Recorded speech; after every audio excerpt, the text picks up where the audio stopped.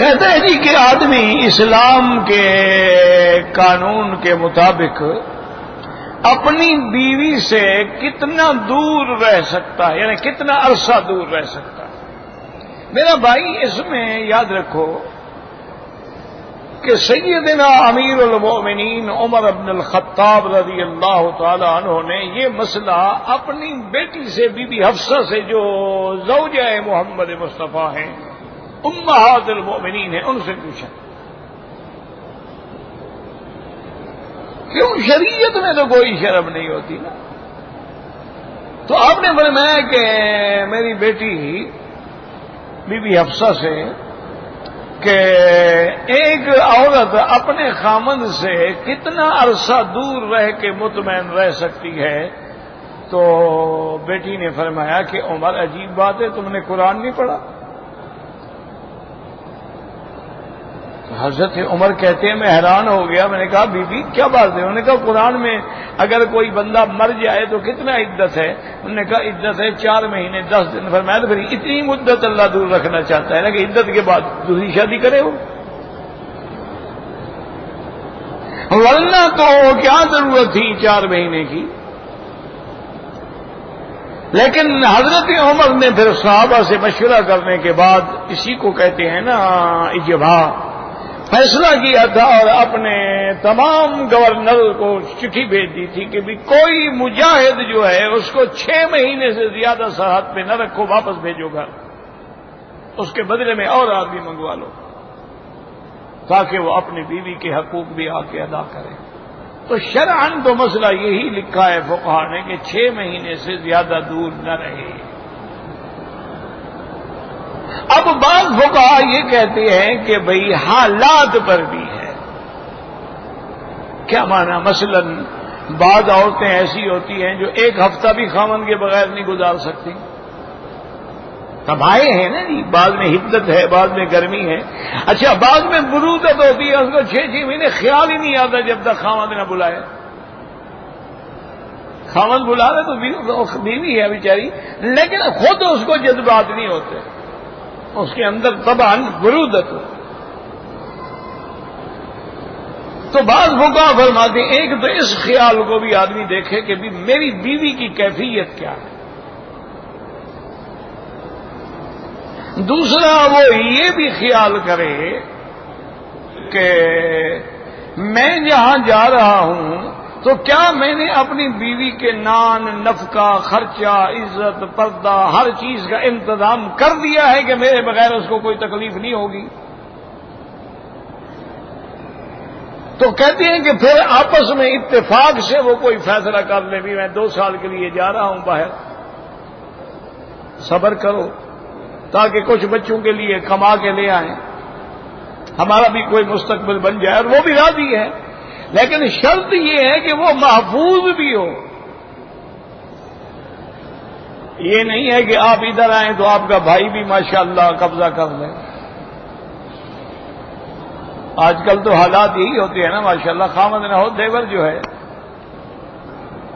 اسی لیے حکم ہے نا، حضور نے فرمایا الحمو الموت، یہ تو موت ہے دیور، اس سے ہمیشہ پردہ کرو اور کبھی گھر میں نہ آنے دو، نہ کبھی اس سے نرم بات کرو۔ کیوں؟ اس کو روکنے والا کوئی نہیں ہوتا نا جی، خاوند کا بھائی ہے، گھر جا رہا ہے آ رہا ہے، کون اعتراض کرے؟ کوئی اجنبی جائے تو کہیں گے یار یہ کیوں جا رہا ہے؟ تو ایسے لوگوں سے ہر حال میں بچنا چاہیے۔ اللہ تبارک و تعالی معاف فرمائے۔ اور آج جن حالات سے آپ ہم معاشرہ، اور جب سے یہ گھروں میں ڈش آئی ہے، کیبل آیا ہے، انٹرنیٹ آیا ہے، یہ جو موبائل آئے ہیں، یہ تو ایک مستقل اللہ کا عذاب ہے۔ 10 سال کی بچیاں ہیں، 10 سال کے بچے ہیں، وہ جناب وہ موبائل پہ سیکسی فلمیں دیکھ رہے ہیں، بلیو فرینڈ دیکھ رہے ہیں، انٹرنیٹ پہ بیٹھ کے چیٹنگ کر رہے ہیں، میسج بھیج رہے ہیں، پیغام بھیج رہے ہیں، اسکائی پہ بات کر رہے ہیں، اور یہ یہاں کپڑے اتار کے کھڑی ہے، وہ وہاں کپڑے اتار کے بدبخت کھڑا ہوا۔ جب یہ لعنت ہو جائے پھر تو بیوی سے ایک دن بھی دور نہ رہو۔ روزی اللہ نے چاہا تو جہاں رہو گے وہاں بھی مل سکتی ہے، اور نہ چاہے تو باہر بھی نہیں مل سکتی۔ یہاں کتنے لوگ ہیں عرب میں، کتنے لوگ 2 سال سے پھر رہے ہیں، کہتے ہیں نوکری نہیں، روٹی نہیں، کھانا نہیں، کچھ نہیں۔ اور کتنے لوگ ہیں جو اپنے ملک کے اندر بھی الحمدللہ خوشحال ہیں۔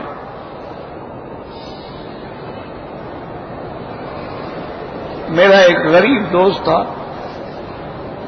محبت کرتا تھا بیچارہ، بڑی بالکل غریب ترین مزدوری کر کے کھانے والا۔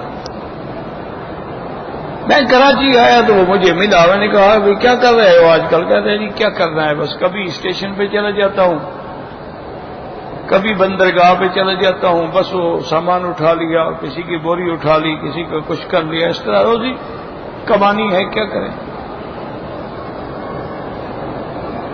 میں نے کہا یار ایک دفعہ تم نے ہمیں بریانی پکا کے کھلائی تھی، تمہیں اب بھی وہ آتا ہے بنانا؟ کہتے ہیں جی وہ تو میں ماہر ہوں اس کا۔ میں نے کہا اللہ کے بندے، تم ایک دیگچے میں بریانی لے کے سڑک پہ کھڑے ہو جاؤ گلی میں،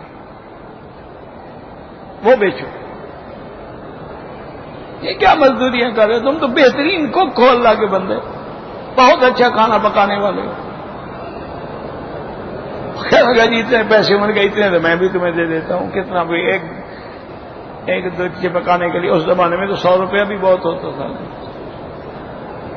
بہرحال اس نے وہ شروع کر دیا، ایک دیگچہ بناتا، وہ لے کے گلی کے نکر پہ، ادھر سڑک تھی، اس کے گھر کی گلی تھی، وہاں نیچے لکڑی کا اس نے بنا لیا تھا فریم، اس پہ رکھ کے کھڑے ہو جاتا، جو آتا 2 روپے 2 روپے 2 روپے کا کھانا، 2 روپے میں آدمی پیٹ بھر کے بریانی بنی ہوئی کھا لے، سبحان اللہ۔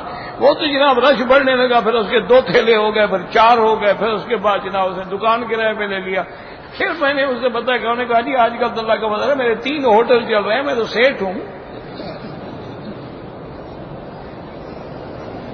انہوں نے کہا میں تو آیا اسی لیے تھا کہ آپ کو کھانا کھلاؤں۔ میں نے کہا بس میرا کھانا کوئی نہیں ہے، تو بس مجھے خوشی ہے کہ تم۔ انہوں نے کہا جی اللہ نے مجھ پہ اتنی برکت دی ہے، میرے بچے ہیں اور اعلیٰ کالجوں میں پڑھ رہے ہیں، میری بیوی ہے، گھر ہے، مطمئن ہے، ہم نے اپنا مکان 10 مرلے کا پلاٹ لے کے بنایا ہے، ہم تو بڑے خوش ہیں۔ میں نے کہا چلو بھی، تو اگر آدمی محنت کرے نا جی، کام چور نہ ہو، حد حرام نہ ہو، روزی ہر جگہ مل جاتی ہے۔